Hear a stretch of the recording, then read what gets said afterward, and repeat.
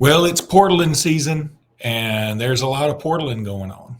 You are Locked On Bama, your daily podcast on the Alabama Crimson Tide, part of the Locked On Podcast Network, your team every day.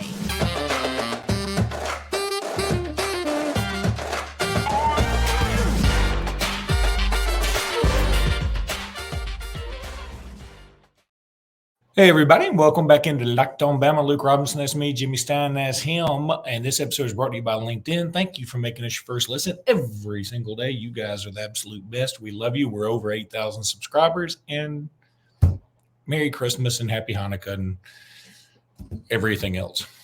Whatever. Happy Arbor Day. I don't know. Anywho, Jimmy, it's portaling season. Lots of portaling happening. Alabama.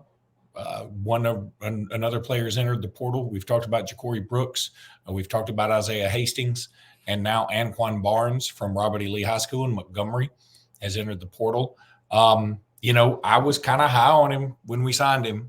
It just never materialized. And in this day and age, if you're there a couple of years and you hadn't really made a move, it's probably going to be best to move on. Now, Mac Jones may beg to differ, but I think he was an interesting case. I don't know if this is – I just wish him the best. I don't know where he's going to end up. I don't know what kind of caliber player he is overall because we hadn't seen enough of him. But do you feel like this is a loss for Alabama, or do you feel like this is something that mutually beneficial? It's really all of those things that you said, all of it. Alabama needs room. Something that's been lost in this new world a little bit that I think people get confused about, and I'm confused about it at times too, because we're never told all, and we never will be told all, and that's okay. But there's still a rule about how many players you can have on scholarship. That's still a thing. And if you add up all the players that are scheduled to come back and assume that Alabama is going to sign 25 or 3 or 4 from the portal, Alabama is well into the 90s, like way into the 90s, maybe at around 100. And that's like sort of a problem, right? I mean, it's so any kid that enters the portal right now helps in terms of that issue for sure. So there's that. I mean, there's just too many players. Regardless of rules, there's too many players. You can't develop your best players when there's 300 kids on the field practicing. That's just too many. So, in that sense, this is not a loss because Alabama needs the room. Now, one thing I'll not so much disagree with, but state is, look, these linemen, particularly offensive linemen and defensive linemen, it's a developmental position. It's not unusual at all that a player would take 3 years and not be ready to play big-time SEC college football. It would not be surprising if all of a sudden in year 4, Anquan Barnes is ready to go. And if he goes somewhere and does pretty well, we should not be surprised or shocked.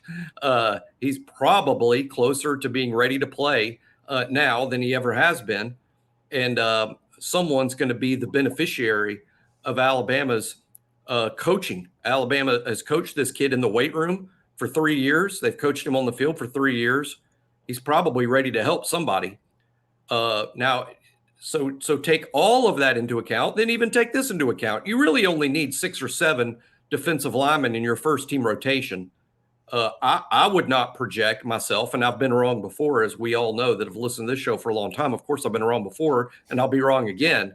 But I would not project Anquan Barnes to be part of the top 6 or 7 in next year's rotation. I wouldn't, based on today. Today, I would say it's Keenan, it's Jaheim Otis, it's Damon Payne, it's James Smith, it's Jamarian Latham. Probably for the last spot or two. How about Monkel Goodwine ready to play? How about Jordan Renaud, a freshman they're very excited about that just redshirted? To say nothing of a portal guy that we'll talk about on the show today, a portal defensive lineman. So I wouldn't see Barnes in the top 6 or 7 next year. Him leaving makes perfect sense. I would just encourage everyone to remember that just because a kid's not ready in year 1, year 2, or year 3 does not mean that he won't be ready to play high-level SEC football in either year 4 or year 5. Yeah, and look, again, I think it's okay to say, I wish him the best. I hope he goes on, has an NFL career. At the same time, I think if you're Alabama and you want to stay on the mountaintop, you got to improve your roster, and he's not making a move. So it sounds like an insult. It's really not. I wish him the best. It's very difficult to get on the field at Nick Saban's Alabama. Oh, here's an interesting story, too. I heard this recently. It's not just an Alabama thing. Of course, it's all over college football. But how about this? Kirk Ferentz, who is an outstanding developer of offensive linemen, probably as good as anybody, in the country at developing offensive linemen.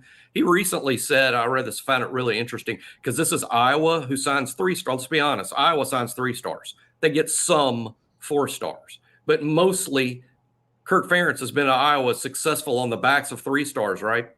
He says 3 different times in his time period at Iowa, 3 different times he has coached offensive linemen who absolutely were not ready to play at all in the Big Ten and could not help his team until year 5. 3 of them were not ready and never started a game until year 5.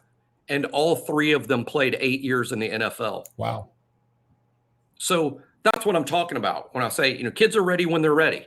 Not just at Alabama. It's college football. It's a developmental sport. It's not like other sports or even like the NFL, where NFL rookies, hey, you get a pretty good idea in the NFL right away. There's no such thing as a 5-year bench player in the NFL.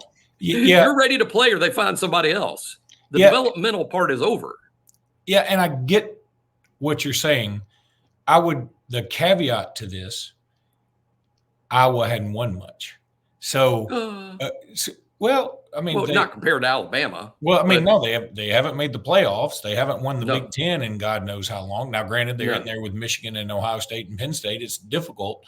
But my point is they've also had some really bad losses. They lost 30-0 to Penn State this year. My point is this, Jimmy, that I think he's right. And if you're Iowa, that is a talking point. That is a hey, we can develop guys if you hang out. If I'm an Iowa fan and I look around and I see the Georgias and Alabamas and the Ohio States of the world and the Michigans of the world, I go, I would, I'd trade some of this 5th-year development for a ring or 2 of any description. So I think it makes sense. Iowa can be patient with guys like that because they're not getting Caden Proctor, who ironically was committed to them, but eventually said, hey, look, I kind of want to go somewhere that I can also win. And I know Iowa played for a Big Ten championship back in 2015. I know had they won that game, they would have played Alabama. And I also know had they played Alabama, they would have gotten slaughtered just like Michigan State did. So, again, I'm not making fun of Iowa. Yeah, they're not a top 10 program. They're a top 20 program. And if you count wins, they're I think probably 15th in wins over the past 10 or 15 years, somewhere around there. Ooh, I'm going to have to look that up. I'm going to look it up while you're talking in a minute. Sure. But now, no, he's won per Iowa standards. Obviously he's been there. He's been there. I think he got hired at Iowa a year or 2 before Nick Saban was hired at Alabama. He's got one of the longest tenures in college football, which is why, despite their recent offensive issues, he has not been fired because he's been there so long. There's been some level of success. The offense has really cratered for them the past 2 or 3 years, but he has had quite a bit of success. Look at Alabama. You can do it differently than other places because at Alabama, you can sign 5 stars. Again, he couldn't sign Caden Proctor in his own state because this is a program, again, built on the backs of 3 stars. They are more developmental than the guys that Alabama is able to get, where Alabama can get a Caleb Downs, who's a second-team Associated Press All-American as a true freshman. That's just not going to happen at an Iowa where you sign 5-star freshmen who are right away All-Americans. So they do it differently. The point of the story is that linemen take a while. In particular, it takes a while. Jimmy, when we come back, I'm actually going to tell you I found where Iowa's been over the last 10 years. Dun, dun, dun. That's what we call a teaser. But right now, I'm not going to give you a teaser. I'm going to give you straight hardcore facts when it comes to LinkedIn.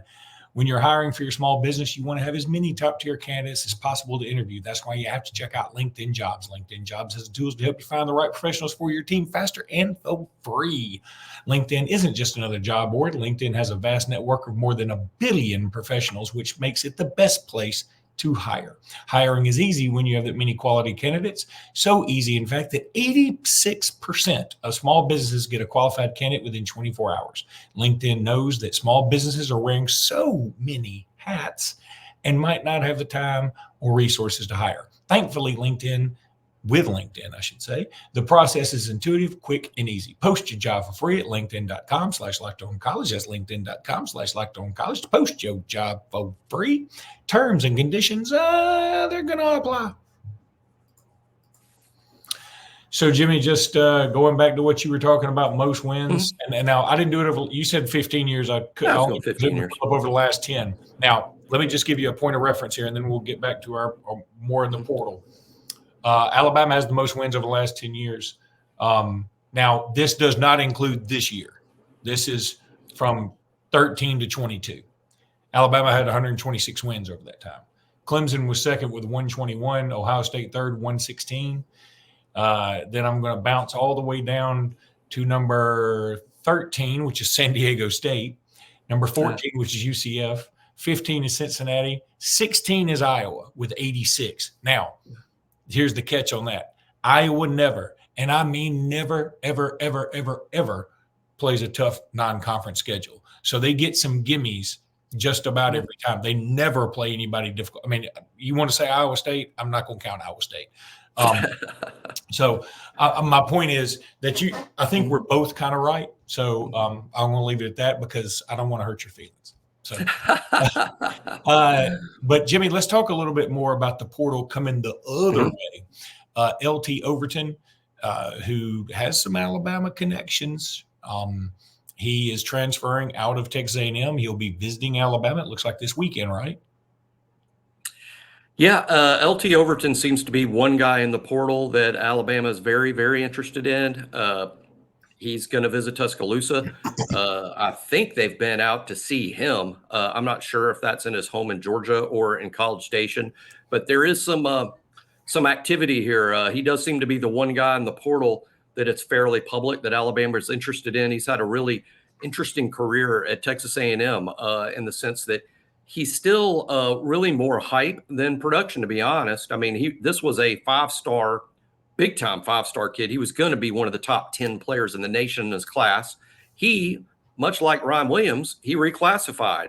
That's been an increasing thing in recent years. I think that's 100% NIL related, which is why you see more and more of this happening. But LT Overton, 2 years ago when NIL started, he reclassified and signed with Texas A&M. Now, in his 2 years at Texas A&M, on the one hand, he's gotten on the field and played quite a bit. That's impressive because A&M has probably the best collection of depth at that position than anyone in college football. I mean, their defensive line is deep. The fact that LT could play and get on the field as a young, true freshman and as a true sophomore is impressive. But the production just has not been there in terms of there hasn't been a lot of sacks and tackles for losses or even tackles for in that sense. So the production hasn't matched the hype, but he has played. He's an experienced SEC kid, and he has a ton of upside, which is why he was a five-star in the first place.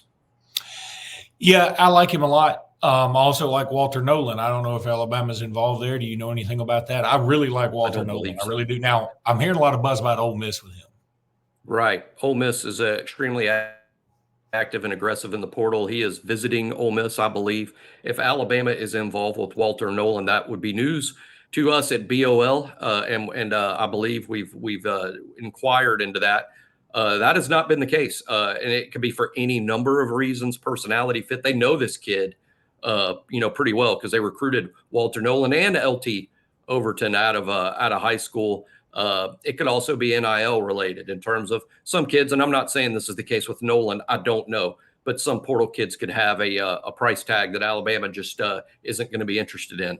That's always a possibility when you're talking about high-profile kids in the portal. Ole Miss in the past has been very aggressive, even with kids like that.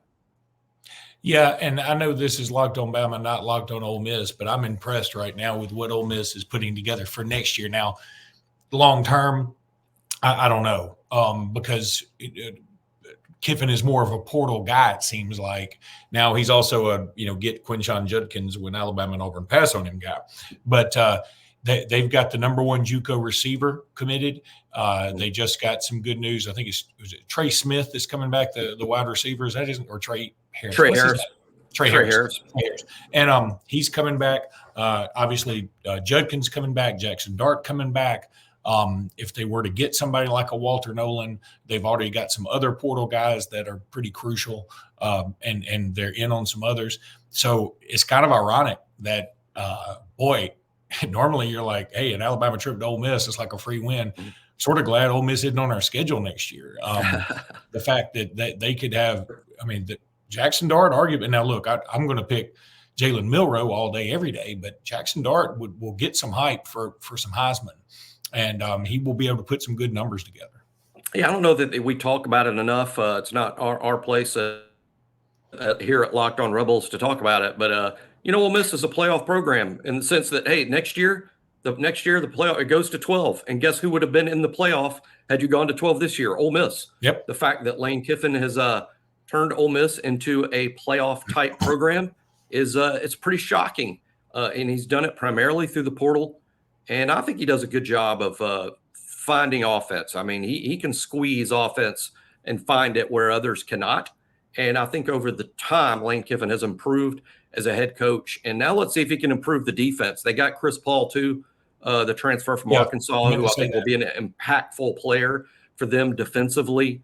And they were a little bit, statistically, if you look at yards and points anyway, they were a little bit better this year than they were the year before. So maybe they are making improvements in that area. Yeah, I meant to say Chris Paul because he's an important part and number one linebacker in the portal, according to most people. So, and they've got some other dudes they're looking at. It's interesting that Alabama nor Auburn plays them next year. I thought it was a shoe-in that Auburn would play Ole Miss just because of the Hugh Freeze tie-in and Lane Kiffin almost getting the Auburn job tie-in. That seems like a natural. But anyway, I think the SEC missed a golden opportunity there. By the way, the SEC schedule will be released tomorrow night, Wednesday night. I'm looking forward to that. Even though Alabama's is pretty much set, it's going to be interesting to see where everybody else is. So, Jimmy, when we come back, I want to talk about some national recruiting discussion. Georgia, they may be losing the top dog. Well, when we come back, I'll talk about that. But right now, I want to tell you about FanDuel. I love FanDuel. As the weather gets colder, the NFL offers stay hot on FanDuel. Right now, new customers get $150. That's 150 smacks in bonus bets with any winning $5 money line bet. I'm pretty sure that's like 600 euros. I'm not sure how it works. That's $150 if your team wins. If you've been thinking about joining FanDuel, there's no better time to get it on the action than right this very minute. I'm trying to get my finger in the picture. The app is so easy to use. There's a wide range of betting options, including spreads and player props and over-unders and more. Last night, I very stupidly took Tua to have more than 2.5 touchdowns. That was not right. He had 0. And it cost me my fantasy win, which cost me some money. But so be it. So visit FanDuel.com/lockedon and kick off the NFL season. FanDuel.com/lockedon and kick off that NFL season. FanDuel, official partner of the NFL. Okay, so there's been a battle for the number one quarterback in this class. It's been, sort of a neck-and-neck race with Dylan Raiola and Julian Sayin, the Alabama commitment. I think Sayin is pretty much taking that role over. I just hadn't heard as much about Raiola for whatever reason until recently, because now apparently he is going to be taking a visit to Nebraska this weekend, and the consensus is Raiola will be flipping from Georgia to Nebraska. I believe he was committed to Nebraska earlier and then flipped to Georgia, and now it's going to go flip-flop, if I'm not mistaken. And, you say, what does that have to do with Alabama? Well, I just think it's interesting in this sense that, people talk about Alabama and how, oh, it's just everything's so easy. This is the mountaintop. This is when it gets tough, when you have to keep guys like this and you have to convince them, hey, still come here. Everybody in the world. It's sort of like you're married to a beautiful woman that's very successful, but you got all these other hot chicks coming after you and they're willing to do whatever, whenever, however. And, you're kind of like, hey, I really like what I got here, but man, they're offering some pretty cool stuff over here. I feel like Raiola also, huh? I'm just laughing at the analogy. This is this guy. I don't know what's coming next. I don't either. But if you're married, you know what I'm talking about. Anyway, I think it just goes to show how hard it is to stay at the top. And Georgia is about to see Georgia. I respect what Georgia has done. I vehemently say that I respect what Georgia has done. But I respect what Alabama has done more because it's been over a much longer haul. And this is not the end of Georgia's, dynasty or whatever. This is Dylan Raiola leaving is not going to kill Georgia. Let's be honest. No. But what it means, Georgia hadn't been losing these battles. In fact, Georgia's been flipping folks like Dylan Raiola at the last second. And I apologize. Jimmy, you go ahead. I'll let you take it from here as I take this. Dylan Raiola, flipping to Nebraska, it's huge. And in terms of why it does have an effect on Alabama, look, as I always say, I know that historical rivals, Auburn, Tennessee, our fans get all lathered up whenever you're talking about Auburn, whenever you're talking about Tennessee. But I've been saying this for years. The real rival is Georgia. And I say that because we battled Georgia for everything. That there isn't a player that we want to sign in recruiting that we don't have to beat Georgia to get. Georgia doesn't sign a player unless they're beating Alabama. This is the school we recruit against the most. We do recruit against Auburn for a handful of kids and Tennessee for a handful of kids. But with Georgia, it's for almost virtually every kid. We recruit from just the same swimming pool. And that's why I think Georgia recruiting is a huge story as it relates to Alabama, because that's the team we got to beat. Does that swimming pool have all the hot chicks in it that I was talking about or not? I assume that's where the whole analogy was going. That's why I threw it in there. I liked it better if you would have said a hot tub full of whipped cream, but whatever. Gross. A hot tub with that much, but okay. Now I'm back. But anyway, Rola, I think, is very likely to flip to Nebraska. It's huge. It's a big loss for Georgia. Georgia is signing a second quarterback in this group. There's always the portal. Like Luke said, this isn't going to ding Georgia long term, but it is a big story. It's a big story for Nebraska, and perhaps a long-term rebirth that I'm predicting under Matt Rule, who I think is a really good recruiter and a great coach. He's just going to need several cycles to completely rebuild that roster and rebuild the culture into what he wants at Nebraska. Is a big start for him. We'll see. But here's one last part of this story that's funny to me, Luke. Georgia has really struggled signing kids out of Buford.